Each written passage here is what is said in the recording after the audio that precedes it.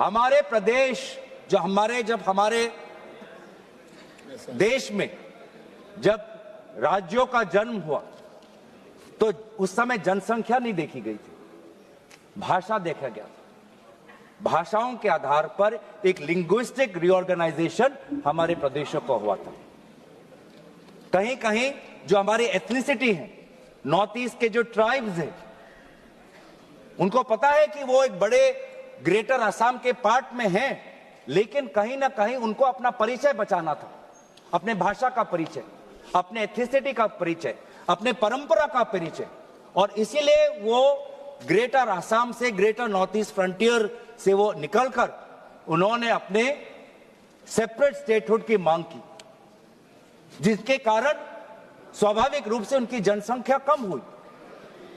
आज वो जो मांग उन्होंने की, अपने परिचय की, अपने स्वाधीनता की, अपने भाषा की, अपने जाति की, अपने परंपरा की, आज उसके लिए उनको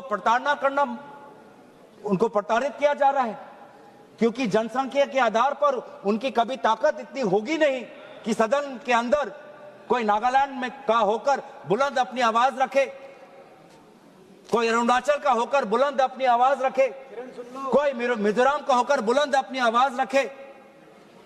आज भी हमारे भारत देश में कई ऐसे प्रांत हैं जो स्टेटहुड की मांग कर रहे हैं। गोरखा का एक मांग है, सेपरेट स्टेटहुड की मांग कर रहे हैं। और आज जब वो सेपरेट स्टेट होंगे तो उन्हीं की जो जनसंख्या है उनके कारण उनको कमजोर किया जाएगा।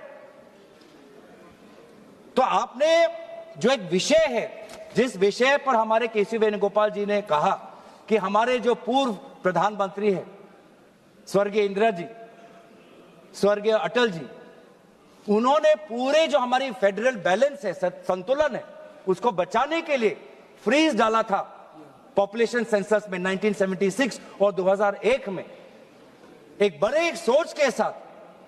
आज आप उनसे भी परे हो रहे। आप तो कांग्रेस के स्वर्गीय प्रधानमंत्री इंदिरा जी से तो बड़े अपने आप को समझते हो, आप स्वर्गीय अटल जी से भी अपने आप को बड़े समझते हो, जो एक अटल जी से भी, स्वर्गीय अटल जी से भी अपने आप को आप बड़े स्टेट्समैन समझते हो। तो जो आज ये पॉपुलेशन की जो बात है, एक संतुलन की बात है, जिसको मैं काफी बारीकी से समझना है।